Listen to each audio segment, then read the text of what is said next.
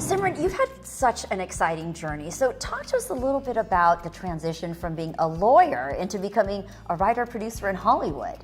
You know, it didn't come naturally. It was really a journey by happenstance. It was because I had studied film and television in undergraduate as well as law. I was a double major, communications and political science. And when it came time to graduate, it was really about, do I go to film school or law school? And being the daughter of Indian immigrants, they clearly voted for law school. And I was okay with that. I really, I was uncertain. So I went to law school and I loved it. And, very quickly I knew I didn't want to become a corporate lawyer, and I went into criminal law. And I did that for a few years. But again, after a few years, I realized there was something that was missing in me that I wanted to do creatively. And I had a friend who was a junior executive down here in Los Angeles at CBS at the time.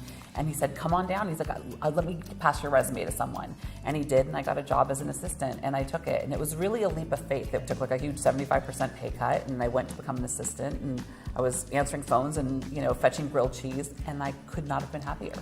And fast forward to now, Simran's working on one of the hottest medical dramas on TV, The Good Doctor on ABC, which is based on a South Korean series. Simran, The Good Doctor, how did that fall into your plate?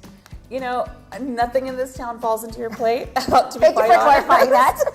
No, I think it's a Roman philosopher, Seneca, once said that luck is when preparation meets opportunity. And I really feel that that's what this situation was like. I had worked, my way up. I had worked on Royal Pains for 5 seasons. I had worked on Chicago Med for a season. I was on a show called Conviction for a season. And all of those work experiences really taught me a lot. And when The Good Doctor got picked up, I knew David Shore because we had a working relationship at House, and through the years we had kept in touch. That was a really wonderful, tight-knit group of people. In addition to that, I just come off of Conviction, which was created by Liz Friedman, who was a writer on House for, I think, pretty much the entire duration of that show. And she's very well regarded in this town and, very well regarded by David Shore. So I think all of those combination of things, really helped. And Liz and I got along very well. So when The Good Doctor got picked up, I sent David a note to say, hey, congratulations.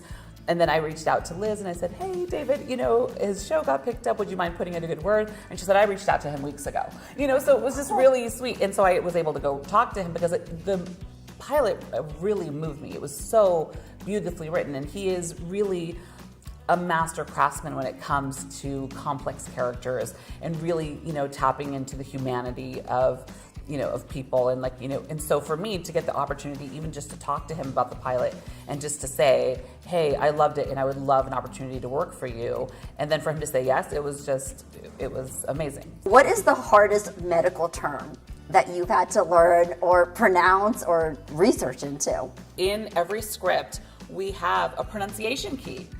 And it's meant not just for the actors, it's meant for for the writers, it's meant for the crew.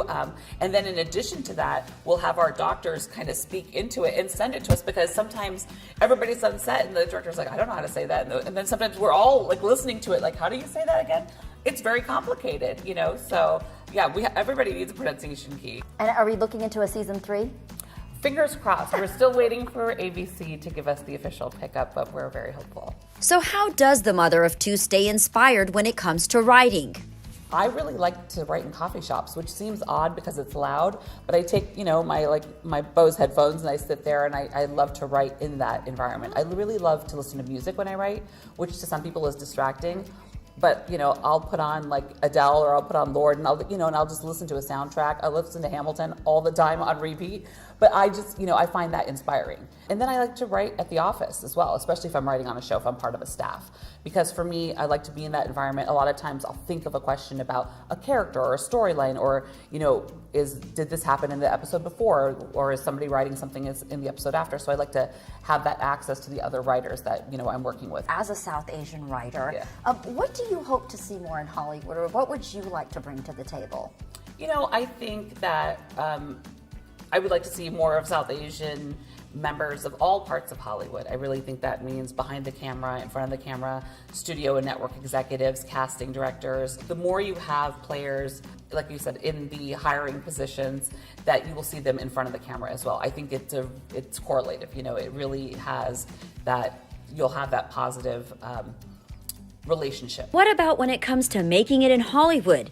This business some of us love so much. It's about the hustle. It really is about, creating relationships and fostering those relationships.